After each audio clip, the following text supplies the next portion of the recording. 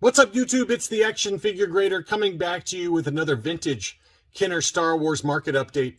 We've got everything from early 12 backs to baggies to graded and ungraded, including some Return of the Jedi card backs. Just a nice wide array of items and different condition levels and different price points for those of you with different budgets. So before I begin any further, let me say thank you to my Patreon supporters. You guys allow me to make more and better videos. Thank you so much for supporting the channel. If you are interested in becoming a Patreon supporter, it's patreon.com/actionfiguregrader. The first item on the list is a 12-back Jawa in pretty impeccable condition. There's just a little bit of wear around the hang tab. Probably a 75 plus, maybe an 80 if you feel like rolling the dice, but in general, a pretty nice item. And typically, it all depends on what this tear looks like that I'm zoomed in on here. If that goes all the way through the card back and is a full pull, a full tear where it's no longer attached, they will grade that a lot more strictly than if it's just a color breaking crease.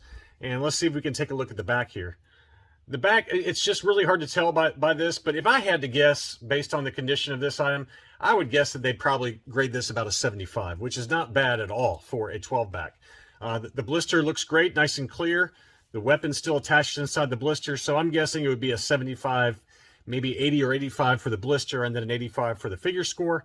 That one sold for 750 US, or about 700 euros, and this was located over in Ireland. 32 bids. This closed on May 25th, so pretty decent price, I think, for a 12-back Jawa.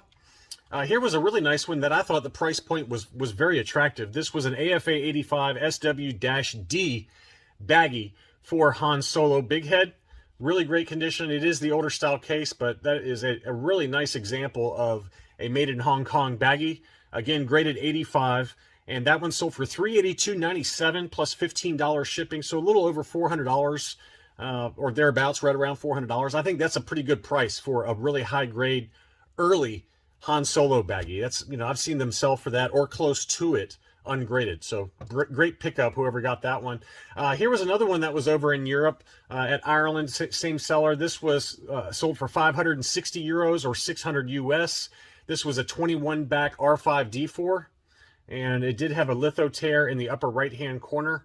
Probably at best like a 70 grade. Looks to be a 21-back A. But, you know, 560 euros or about 600 US, that might be maybe a smidge high, but not really in the current environment. Anything that is very high grade, like 80 and above, has been selling, you know, anywhere from $1,400 to $1,600 pretty easily. So to get it for that significant of a price discount, if you're willing to live with that litho tear on the front top of the card back, that's not a terrible price at all. Here was an AFA 85 31-back B Rebel Soldier, Hoth Rebel Soldier. Really nice example, clear blister.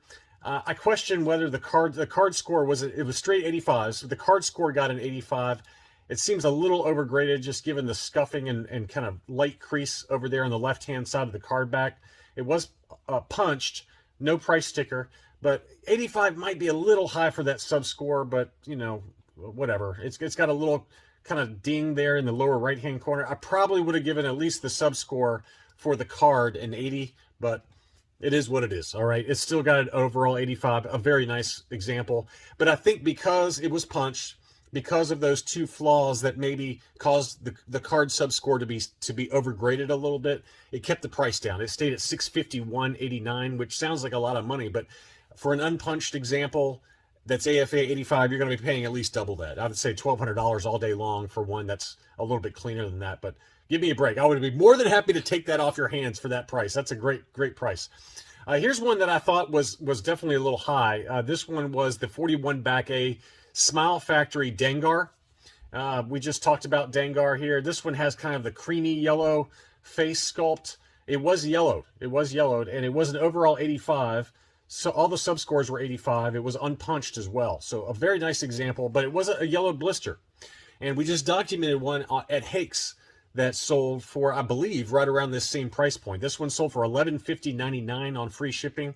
That to me seems like a little bit of an overpay. I could be wrong on that, but it just seems a little high. But Dengar has definitely jumped here recently. So I'm kind of glad that I've got the three that I've got at the price point I got, because anything high grade Dengar, whether they're yellow blister or not, are commanding pretty big money, especially if they're unpunched. Here was a AFA 75 41 back D regular R2D2. I believe this was the last card where the standard R2D2, the non-sensor scope R2D2, first 12, so to speak, was carded. I think after the 41 back D, they moved over to the sensor scope. And I could be wrong on that, but this was a nice clear blister. The subscores were 75, 85, 85. It did have a price sticker that was kind of ugly there with a double price sticker. A little crease going there at the top of the card near the hang tab. That sold for $615.40.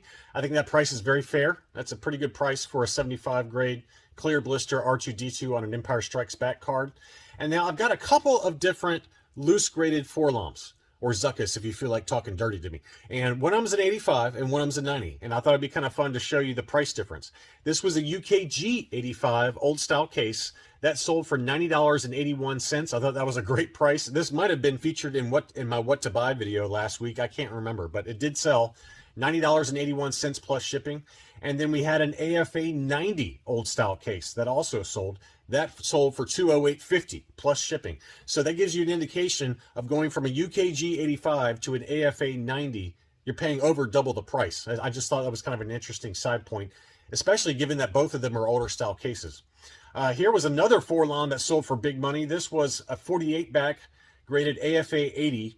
And the subscores were 80, 85, 90. Here's the label on it. It's labeled as not yellowed, but it does look to me like this has yellowed since grading. And this seller had a number of those where it was labeled as clear blister, but have since yellowed. And this is one of them. It was a beautiful unpunched example. The 48 back A, no, excuse me, yeah, the 48 back A offerless is apparently the rarest, one of the rarest card backs, and the only known early Forlom debut card. But there's less than 5 of those in existence, according to some of the collectors I've spoken with. This is kind of considered the next best thing if you want his debut-ish kind of card, and that's the 48 back C with the free Revenge of the Jedi Admiral Ackbar offer. That one sold for $1,225 on 24 bids. That seems a little high given that it has yellowed since grading. Again, I always preach, buy the item, not the grade, and this is a case where that grading label is no longer really valid. It's really a yellowed blister now. That same seller, I believe, yes, the same seller also had the debut card for the Imperial TIE Fighter palette, which is the 47 back ESB free Forlom offer. That is yellowed, and the grading label, again, is outdated. It's labeled AFA 80, 80, 85, 80 were the subscores, but this is yellowed, very clearly yellowed, and that one still sold for $763. Is that fair? I don't know. I mean, I know that if it had been a true clear blister AFA 80, you could probably get into the 4 figures, $1,000 plus. So, you know, someone clearly was okay with the slightly no longer valid AFA label in exchange for getting a debut card for the TIE Fighter palette. It's a beautiful card back either way. Here was a Zuckuss 48 back C, 80, 85, 90 were the subgrades. This sold for $1,300. This one does look like it's still clear. It's the same seller, but it's a beautiful unpunched card, really, really nice item, and the price reflected that, right? So, you know, the market kind of takes care of itself, but all I'm saying is just be careful when you're looking at these high-grade, expensive items to make sure that the grade is still valid relative to what you're looking at in the photos. But this one sold for $1,300. I think it's worth, you know, might be a little high, but it's probably pretty close to that, just given how beautiful that item is. Here was an unpunched 77 back. We got a number of 77 back A's in this auction list, but this was an IG88. But the negative of that, if I can find the photos, is that the proof of purchase was listed as proof of purchase removed, and I do not see photos that show that. So maybe the seller's playing a little bit of games there. I don't know, but it's very slightly yellowed. It does have a little crease at the top to the left of the hang tab. It is unpunched with a price sticker. $355, took that home. Again, it's labeled as having the proof of purchase removed, but again, you got to be very careful when you're bidding, because I don't think that this seller actually showed that in the photos. It's kind of a little bit less than forthright is how I would couch that. Here was another 77 back A Luke Jedi yellowed blister AFA 80. This one is noted as yellowed on the label, but a really nice item, unpunched, no price tag. That sold for $695. That might be a little high, but not too much. The blister is pretty yellowed, which is a common problem for these Return of the Jedi Lukes. They just tend to yellow pretty easily. Here was another 77 back A Stormtrooper, just very slight yellowing to the blister. The pictures were not the greatest. It looks like it has a little crease right there on the back of the card. The front looks pretty clean, but again, you can almost see that crease in these really blurry photos. Looks like there's a little bit of damage up here as well. That sold for $371 plus $17.90 shipping on 6 bids. That closed on May 24th. Probably about right. It's probably like a low 80 grade yellowed blister, and certainly a beautiful item.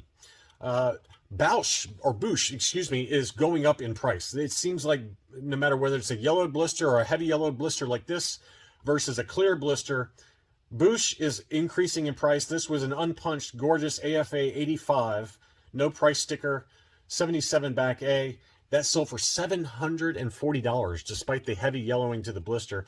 And I've consistently seen clear blister Boushhs, which is very rare. I mean, they're almost always yellowed. They can approach $1,000 pretty easily for a clear blister. So you just don't find them very often. So even a high-grade yellow blister, very heavily yellowed like this, can still command big money. And finally, we've got a Return of the Jedi R5D4. This is the 77 back with the free Anakin offer. I don't know if it's a 77 back B or C. I can never keep them all straight. But this one did have 3 price stickers in the upper right. It was punched, and again, it was yellowed. My goal at some point is to find a clear blister Return of the Jedi. And every time one comes up for sale, I don't have the money or I miss it on eBay, or excuse me, on Facebook. So it's tough to find them, but this one was a yellow blister that still got big money. $393.88 on 30 bids on May 22nd, $14.75 shipping. So I'm going to, whenever I do find one, I'm probably going to be paying north of $500 to $600 is my guess for a clear blister Return of the Jedi R5D4. I better start saving now. That's all I really had for this video. Thanks so much for watching, and I'll be back soon.